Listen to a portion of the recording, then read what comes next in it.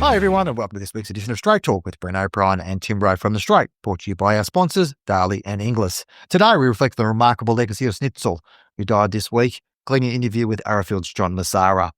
We look at how pinhooking works as a business model. We also have a special guest, and we speak to Robert Heathcote about his breeding and training philosophies and his champ, Rothfire. Also in racing, we speak about James Cummings' move to Hong Kong, as well as the turmoil at the Melbourne Racing Club. And in wagering, Australia's biggest fixed odds punter is eyeing other shores, while the shake-up at Entain continues, and some other acquisition news. Tim, the big news of the week broke yesterday. Sadly, we've lost Snitzel, an absolute icon of breeding over the past 15, 20 years. He's done a remarkable job at Arrowfield, champion sire on 4 occasions. I'll read out his stats in a minute, but there's a few bigger names in Australian breeding in the 21st century than Snitzel. And it was a sad end for him at 22 years of age, but he's just touched on a remarkable legacy, carrying on that incredible influence of his grandsire Danehill and his sire Reduce Choice. Absolutely, Bren. What he's achieved is quite phenomenal, and at stud, probably the best. Hopefully, perhaps the best to come, with likes of Shinzo and Switzerland and in the Congo and different stallions that yet to progeny to hit the track. So, maybe they'll leave a legacy that way. But what's interesting for me is that I wouldn't say he did it the hard way, but he didn't come bursting out of the blocks with his first crop. I think he had 3 stakes winners with his first crop, not only his second, and even his 4th season, Arrowfield brought his fee down. The market sort of wasn't quite accepting of them, and before they proved themselves on the track. And I think that's because commercial breeders love stallions that throw a type. They can send a mare, they more often than not going to get a good type, take it to the sales, get well paid for them. Well, he could throw horses that were a bit all over the shop, but now the market's accepted them. That most importantly, they can gallop. Most of them are very good and above average racehorses, and that's why this year he had his most successful season. Crop of yearlings with the sales, certainly the highest average. So, the market's continued to gravitate towards him over the last 10 years, and justifiably so. Yeah, you look back through his record, he's had, from 1,631 runners, he's had 1,281 winners, 160 stakes winners, 103 group winners, I believe, and 23 Group 1 winners. His progeny have earned over $273 million. He stood for 2 seasons in Japan as well, probably a little known about that. Very few Australian sires have gone to Japan. Obviously, it didn't quite work out for him, but his value back at home was enormous. Yeah, and what he was able to build was quite remarkable. And I think for Arrowfield, after obviously, in the sort of but after Reduce Choice making such a big influence, and what was going on, there was naturally an opportunity in the market, and his 2-year-old record's extraordinary. We saw that this year with the slipper winner Mahuna, but his 3-year-old record is extraordinary as well. He's equal with Danehill and Reduce Choice for Australian 3-year-old stakes winners. Now, if you consider the fact you've still got 4 crops of 3-year-olds still to come, Tim, coming through. So, he's going to break that record quite easily. Yeah, it's hard to overstate just how important he was. He's been the best son, I suppose. And it's a question of, backing what you believe in. And he certainly came good. He started off reasonably slowly, but really picked up steam. And in the last, decade, he's been amazing. Multiple Australian championships and 2-year-old championships, all sorts of things. So wonderful. What did you put that slow start down to? I know you even reduced his fee, I think, 4th season, and, then he really kicked after that. Yeah, I don't know. It's difficult to tell. But I guess with time you get how to make, you understand how to make them better. And so you can sort of help them along a little bit.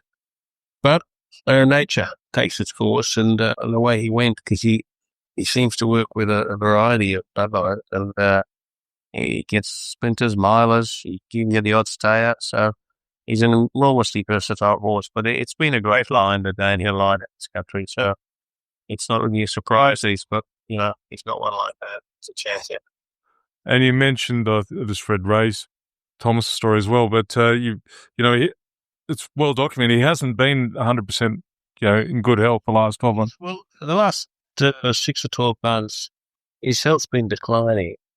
But in the last 2 or 3 weeks, it's got to a point where it got very serious, and we didn't want him to suffer. He's been such a great servant of the farm.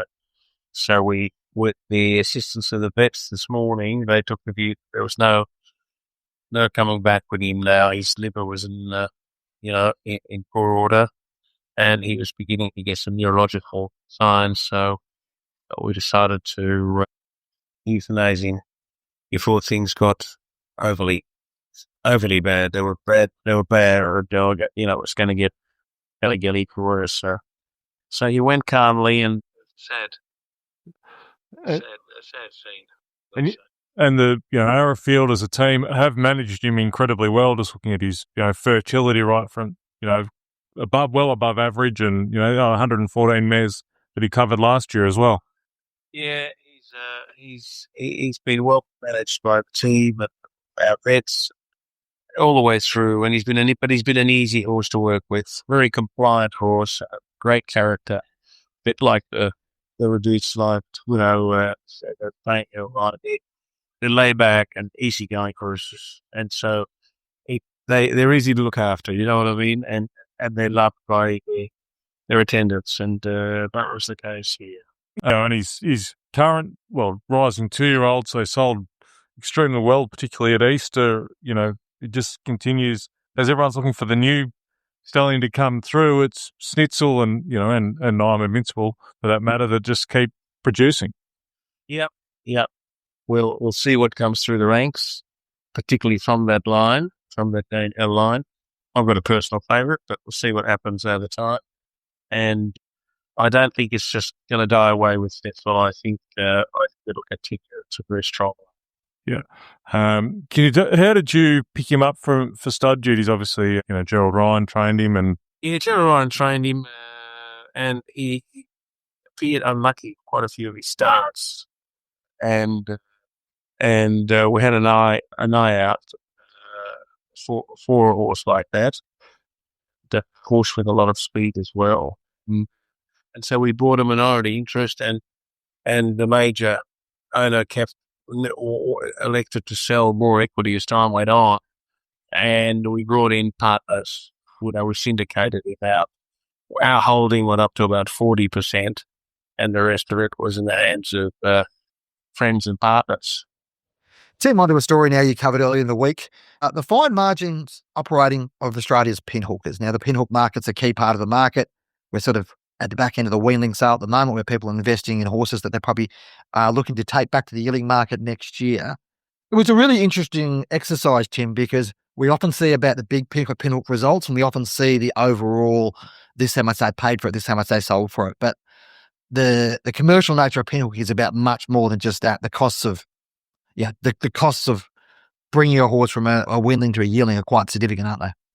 Absolutely. And, the cost base we use for this analysis, some farms will be able to do it differently, but, you and I, Bren, don't have a farm, and I certainly don't have the horse husbandry skills either to be able to do that. So some farms will be able to do it cheaper, but if you and I were to pinhook a weanling and send it through to the sales next year, it's roughly what it would cost. It's about 40,000 from May to February. So if let's say we're pinhooking one into English Classic next year, it would cost us around 40,000, and then if we sold it for 100,000, that would lose another sort of 10 to 12,000 with commissions and vendor commissions and things like that. So it can cost you sort of $50,000+, a lot of money to get back. And if you believe in wisdom of the crowd and things like that, the overall pinhook market of those foals to resell as yearlings, overall they did show a profit, but of sort of a bit over $2,000. So a lot of risk there involved, and there's a couple of outliers. 1,500 into 525 and 120 into 650 that sort of covered a lot of the losses, I guess, and that's the nature of the business. You've got to think long term. I've spoken to pinhookers before. Those that think they're going to just knock it out of the park in 1 year, you might get lucky, but you've got to take a long term approach over 5 years. The same with the Colt syndicates and all those, taking a long term approach and to hit that jackpot. Yeah, exactly right. And those key results, so it's about 329 horses we found that were pinhooked through Australasian wheeling sales this year. And as you mentioned, the margin overall, I think it was 700, and trying to read my own handwriting now, $740,000 roundabout for the numbers overall profitability. But if you divide that between those 300 odd horses, it's relatively fine margin for each horse, but still, there's still confidence in the market to be able to do that. So it's it was an interesting exercise, Tim, and I think it showed up what just the nature and the fine margin nature of pinhooking. Big for those that probably outside the bubble or the sale bloodstock bubble, that hopefully it shows how much it does cost to get a horse to a sale, and you can add on if you've bred the horse with service fees and another production cost. Just how much involved, how much money is involved, and these are the horses that are getting to the sales, let alone the ones that don't make a select sale or whatever reason have to be kept to race or don't race at all those sort of things. So hopefully it was enlightening for a few people. Thanks for joining us, Rob. I thought, obviously you've got a big weekend coming up with Stradbroke weekend, but I thought in the 2-year-old race, you've got 2 homebreds running, which is quite an achievement for anyone, but to my eye, you've always had a good mare and could always breed a good horse, and particularly from this family with Fabulantes, and obviously a brother to Star Tontes, a Group 1 winner for you. You've just had a lot of success breeding, which is a fair achievement, I would argue. Yeah, there's a group of us. We started off with Cam Tontes back in the very late 90s, and she proved to be such an amazing because produced horses like Excellentes and Femme Tontes and King Tontes and Beau Tontes, and there's been a whole heap of them. We've kept the theme of the names going for all those years, and 6 races, 76 wins have come out of the original mare, Ken Tonto. So really quite extraordinary. And fortunate enough, this Fabulantes, he is, as you rightly say, a full brother to Star Tontes. We won the Group 1 Tatch Sierra, and we sold last year and got 1.1 million for us. So she won $1 million, and we got $1 million when we sold her. So she was a real good money spinner for us. And Fabulantes, he's still an entire. He won first up, admittedly a lowly race at Ipswich, and then he chased home that amazing Beebman when he won at the Gold Coast that day on that rather unusual track down there. Is the horse good enough to be winning a race like this? I'm not sure, to be honest. He's a good horse. He's shown us he can gallop, but I don't know if he's up to this listed grade. And the other, Carbonara, an interesting name. She's out of a horse that my wife and I bred ourselves called Alivongola. Spaghetti Alivonga is one of my favourite dishes. And along came this one, and we called it Carbonara. So I've got a brother out in the paddock, brother to Carbonara. I think I'll call him Linguini or Tagliatelle or something. I love my Italian food. But your star turns, but proven to be a good stallion for you. Have you got any breeding philosophies or how those sort of matings come about? Yeah, I do. A very simple one. His name is Steve Morley from Glenlogan Park. I was smart enough in the early days when I knew nothing about breeding to get in touch with people who do. And Steve's not only a good mate, he's run Glenlogan Park for years. All my mares are there. Steve tells me who we're going to, who we're mating to, and I don't think he's got one wrong yet, all the years I've been with him. So, no, Steve's the reason we've had so much success breeding. You've always had a good horse or two in the stable, Rob. You always had, but you look back through your sales history, you never pay much for these horses, the ones that obviously you breed it for yourself, but the ones you actually do get them. And how do you find the value, when you're at the sales, trying to look for these horses when you're competing with, all the big guys, all the big stables? How does that work for you? What are you looking for in a horse that you're picking out at the yearling sales?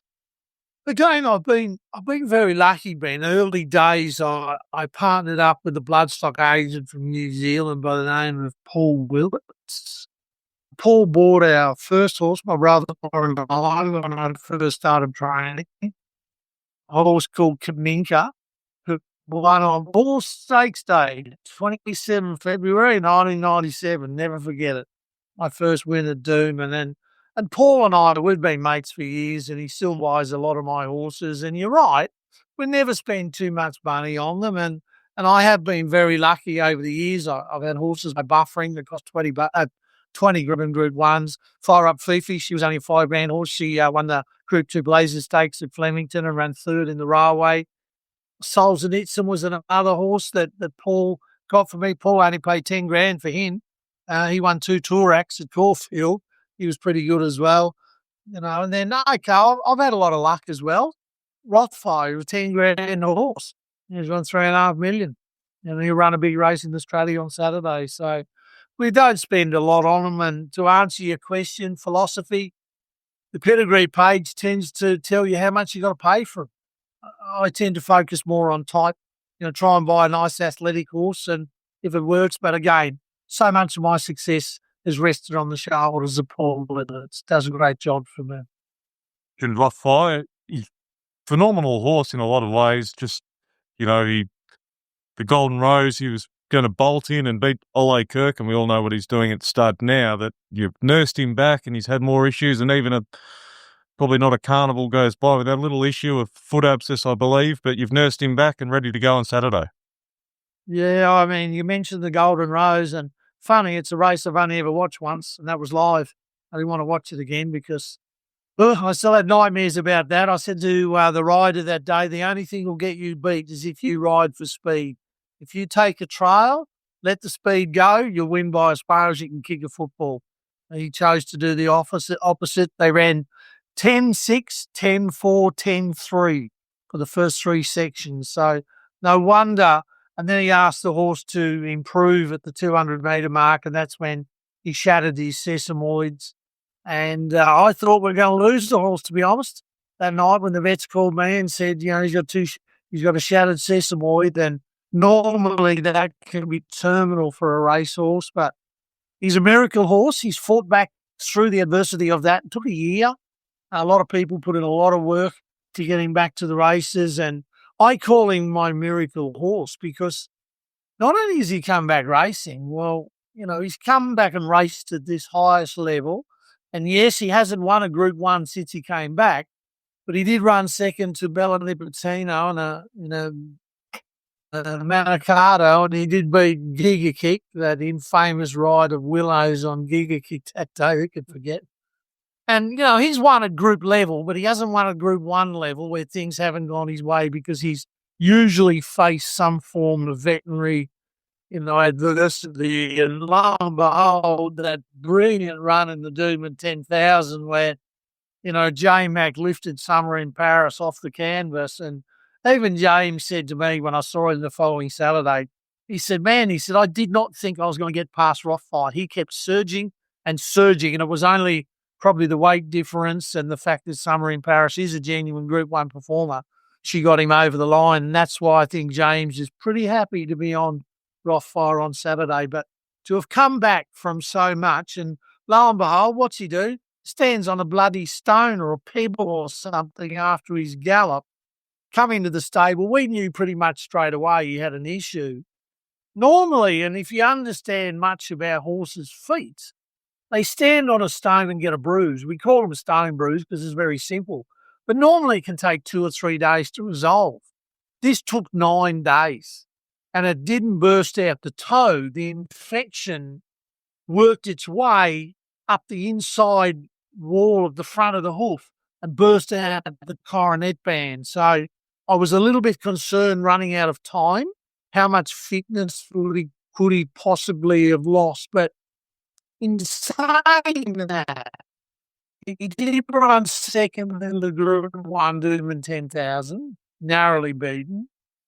He then had a good gallop on the Tuesday morning, a week and a half after that race, leading into the Kingsford Smith. So I wouldn't have done much more with him anyway. And the work he lost through that stone bruise abscess problem, we kept him up to the mark with quite a bit of swimming. Took him to the beach yesterday. He'll go down again today. But you know what? A horse like Rothfire, they tend to fill in the cracks where us trainers get it wrong. If I've got anything wrong with his fitness, won't matter. Horse like him, he's so bloody tough and so strong. And I'm convinced, talking to you guys, that he'll run us a big race on Saturday. He's been a remarkable horse, Rob. No, just, Rob, the game has changed, I guess, as a trainer. What is the most difficult aspect of being a trainer these days as opposed to when you first started out and sort of were, winning premierships and things like that? Has it changed a lot for you? It has, Tim, and I think the biggest thing that's changed as much is you've got to have a lot of business acumen to make it work nowadays. I mean, costs are out of control. I mean, wages and staff deserve to be paid well, because who wants to get up at 2:00 every bloody day? And, it was 7 degrees this morning. It was cold, and they come in here and they work long hours, and then they go home. They've got to come back in again. And it's a 7 days a week job, and, insurance costs. I mean, work cover. I mean, I don't know if you guys are aware of what's happened here in Queensland, but it's been a bone of contention for us for years. My work cover bill $200,000. I mean, it's $4,000 a week insurance fees just for my staff, and I've had to impose a levy on my daily training costs just to cover those costs and we know it's a nationwide thing. I mean, everyone's home insurance has gone up, contents has gone up, car insurance. Some people in a lot of places nowadays can't even get insurance against floods and fires, depending on where you live. So, just a sign of the times, I guess. But that's probably the biggest thing, Tim. Just business acumen and encouraging new owners to come in, because it's certainly not getting cheap to own a horse. And I'm constantly on the phone and sending emails and begging owners to pay their training fees, because it's not cheap to feed them these days and train them and pay the wages and all the racing costs, incurred. So it's probably the biggest challenge. Rob, it's been so good to have a chat with us here on Straight Talk. Really appreciate your candor. Best of luck with Rothfire on the weekend. Exciting to see him, get another chance at a Group 1. He's been a remarkable horse for you. And yeah, I mean, it's obviously a great feeling to have a good horse. They're the ones that get you out of the bed in the morning, aren't they? Oh, mate, they're the reason that lets us down. All the best, Rob, and great to catch up with you. Yeah, you too, lads. Take care. The following segment is brought to you by Darley. Who's won 3 of Europe's biggest stallion-making races? Native Trail. He mixed in all the right circles. He won the National Stakes, just like Dubawi and Danehill Dancer. He took out the Dewhurst, like Too Darn Hot and Pinatubo, and claimed the Irish 2000 Guineas, like Kingman and Dubawi. An unbeaten champion at 2, a classic winning 3-year-old, and a superb specimen, the same sire line as I'm Invincible. Native Trail returns to Darley, New South Wales this season. Racing class becomes breeding class, and at just $27,500 including GST, here's an opportunity not to be missed. Right, Tim, on to the racing news now, and a big week of racing news again on Wednesday. It's a big day on Wednesday.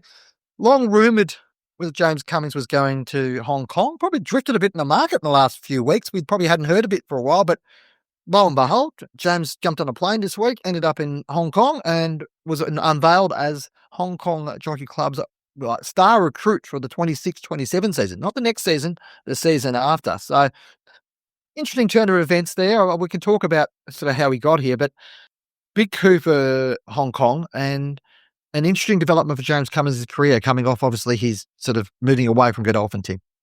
Yeah, as you touched on, there had been speculation, or I think he had a desire for quite some time to perhaps train internationally, and Hong Kong, obvious sort of jurisdiction. But as things have played out, he was, looking at establishing himself in Sydney or in Australia as a public trainer once again.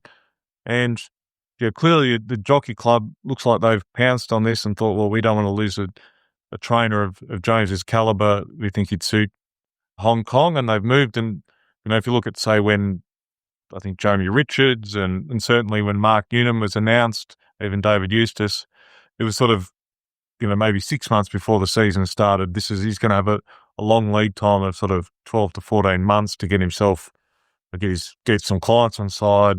Sourcing horses is going to be interesting. Yeah, a lot to play out the next 12 months for James, and get himself to hopefully start off with a bang like certainly David Eustace has.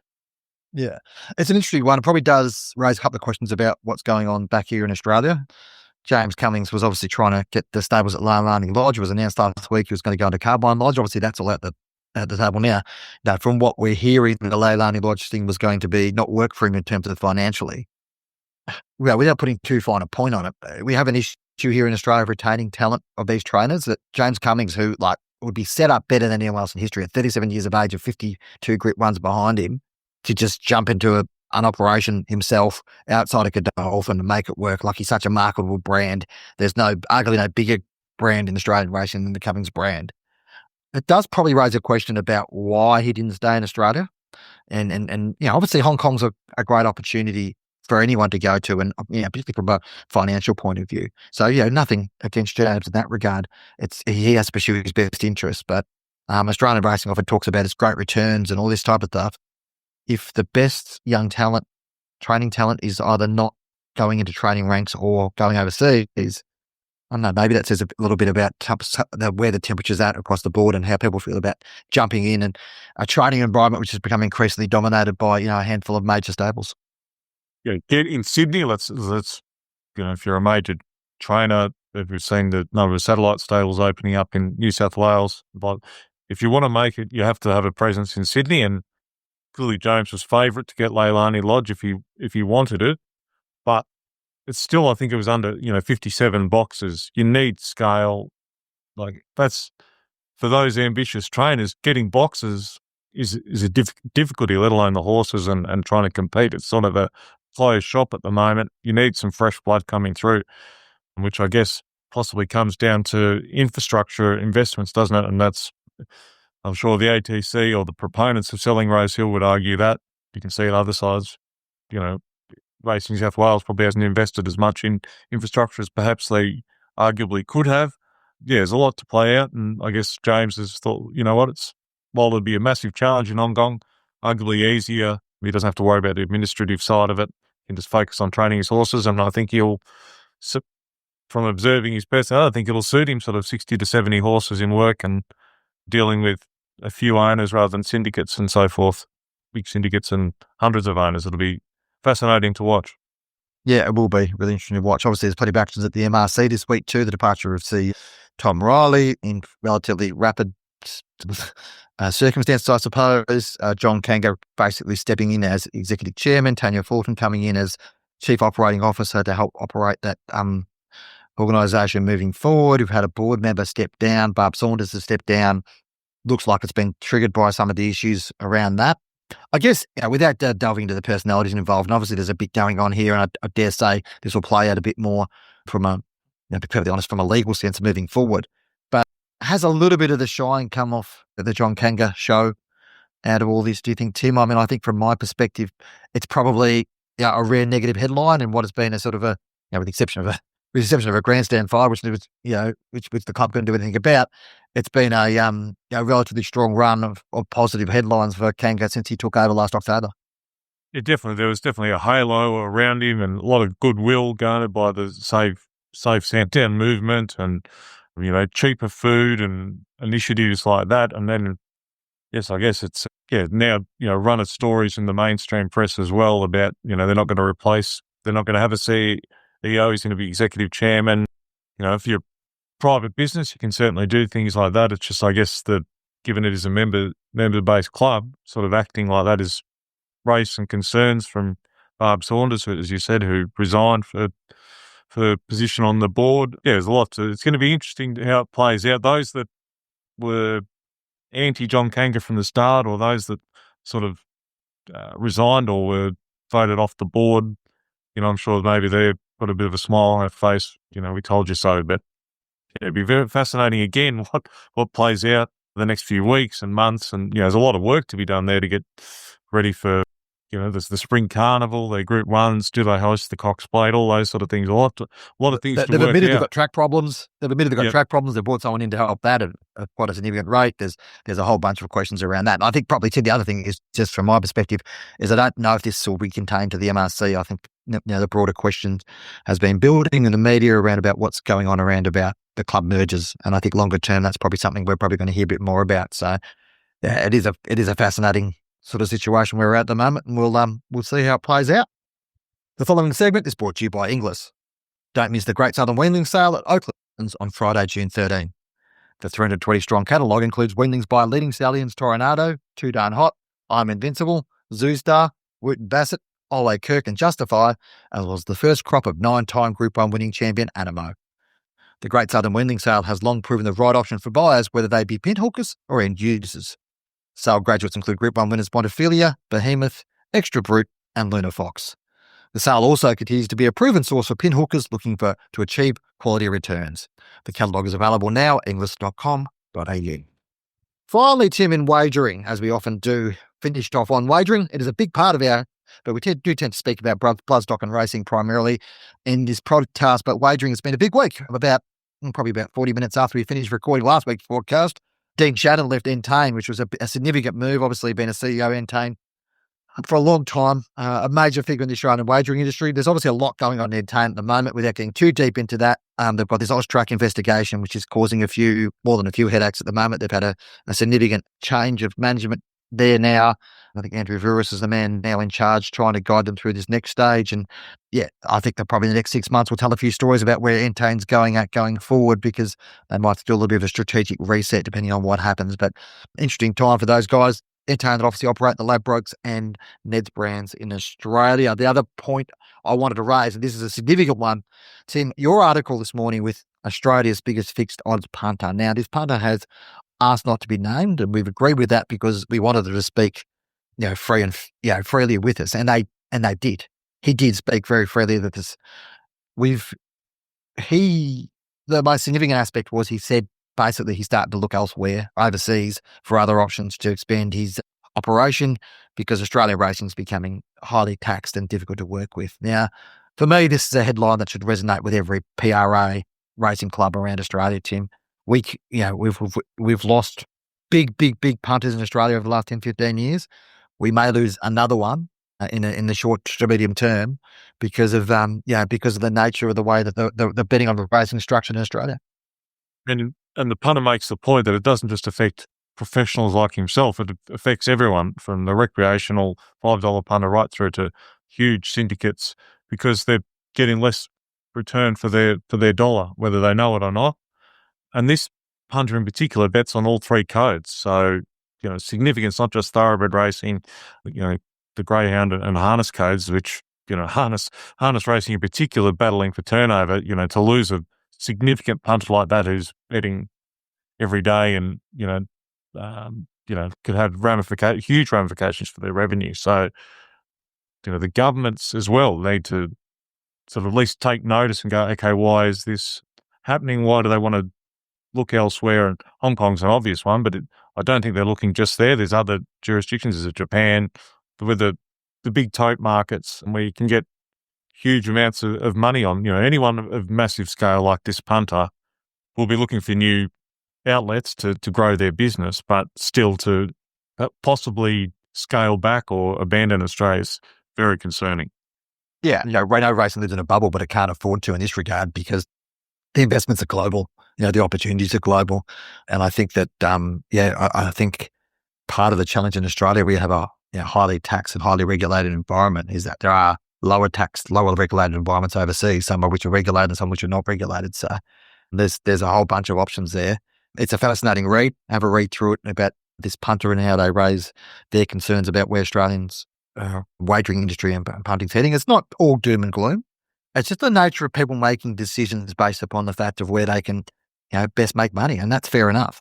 There's a newsletter going out today which is focused from straight up about about the mix of recreational and professional punters in Australia and whether that's right at the moment. And people say, professional punters, they just take what they do, but they provide a really important aspect of the industry. Recreational punters are a really key part too. The balance is right, and that's what we're probably looking for. And the question is, at the moment, given the conversations we had on this podcast with John Walter and Nick Heathcote last week, and given the conversation you now have had with this particular punter about where it's heading, Tim, there's a few questions there, isn't there? It was what I found interesting was about professional punters shaping the market. He argues less volatility is good for all participant trainers, stewards, because quite often mistakes in the pricing of markets looks like there's integrity concerns. This, haven't tried, or, who knows why this horse drifted. In fact, it was just a pricing mistake. As we've covered multiple times, there's really only been, Tabcorp and Tab and Bet365 putting up prices and everyone else sort of using that as a basis. So if they make a mistake, which is easy to do across betting on every code and meeting across the country, you're going to get those volatile mistakes. So professionals, to knock that into shape nice and early, stewards can be more comfortable of this is the likely chance of this horse or dog winning, and that those big drifts aren't as alarming as they should be, or possibly look to outsiders. One of the knock-on effects on this, Tim, is probably some consolidation happening broader in the industry. We're talking about the explosion of bookmakers, number of bookmakers in Australia during the post-pandemic period. That's probably coming back a little bit now. We've had one of those this week, VinBet event scooped up by Star Sports. There's a story there on thestroke.com.au. Star Sports are coming to the Australian market and keen to make a bit of a play. It'd be interesting to see where things are up with them. So, yeah, interesting little story there as well.